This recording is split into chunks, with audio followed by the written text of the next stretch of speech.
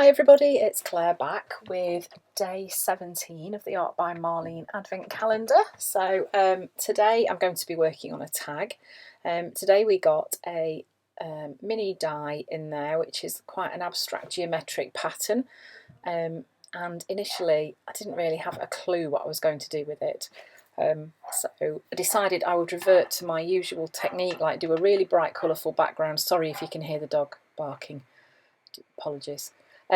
So I'm just starting off, no gesso on this tag, I'm going straight in with some really bright colours and just adding those onto the tag.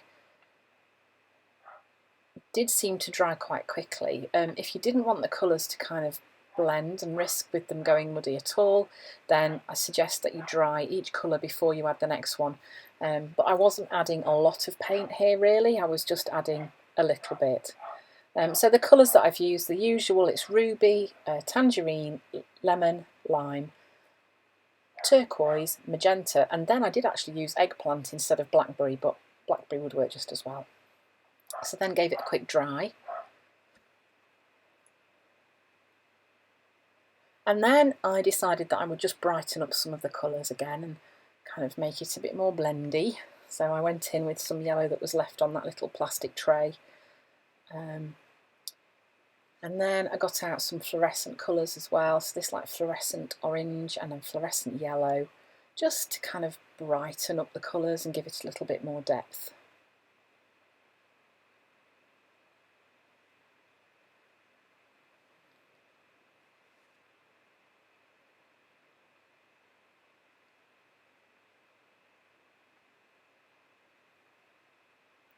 So then I'd pre-cut these dies out beforehand, and then I was just like deciding what on earth was I going to do with them.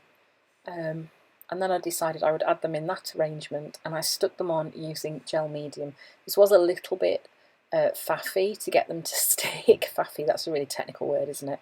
Okay, let's say it was tricky to get them to stick, but it did work in the end. So first of all, wanted to add a bit more detail to the background, so I used this Art by Marlene stencil, which you've seen me use a lot during these projects. It is one of my favourites, and I used that with some heather paint. Because I didn't really want to use white, I didn't want to push the colours away too much. So then I'm sticking the dies in place, just kind of overlapping, creating a bit of interest at both sides.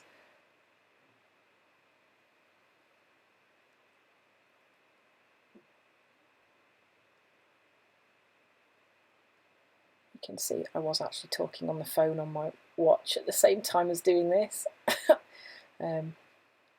Multitasking. There's the die, because I forgot to show it at the beginning, so that's the actual die that came today.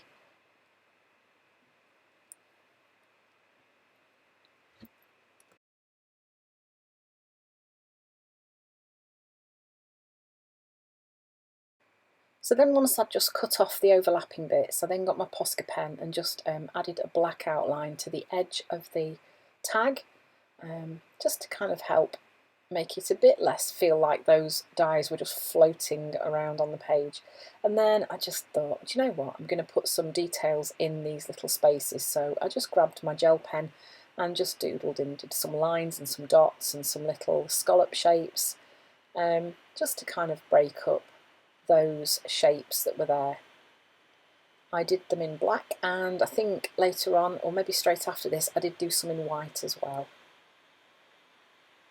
One thing that I've learnt is that adding white to your journal page can, when you've got lots and lots of bright colours and black as well, adding a bit of white can also make things really pop and really stand out. So decided that I would do that. So then I had to get a new Posca pen, it took me ages to get it working. Really frustrating, but it got there eventually. And then I reverted to my usual, adding some dots on the page, just kind of helping connect these pieces on the background as well. And I do like to use different sizes of pens when I'm doing these dots. I think it kind of helps them blend together a bit better. And then once I've done this, I really didn't kind of know where to go next, so I decided I would get one of the little pictures from the book of dies that Marlene sells. with lots and lots of her designs in there, and I found this really cool lady that I decided I would use. I went through a few different ones first and thought, no, that kind of she disappears, so that's no good. And then I found this really cool. Yeah, how cool is that? I found her, thought, yeah, that's right, she's going on there. So stuck her in place using a glue stick, and then just to try and help her stand out a little bit, got my Stabilo awl and just went round the edge of her body and head and hat.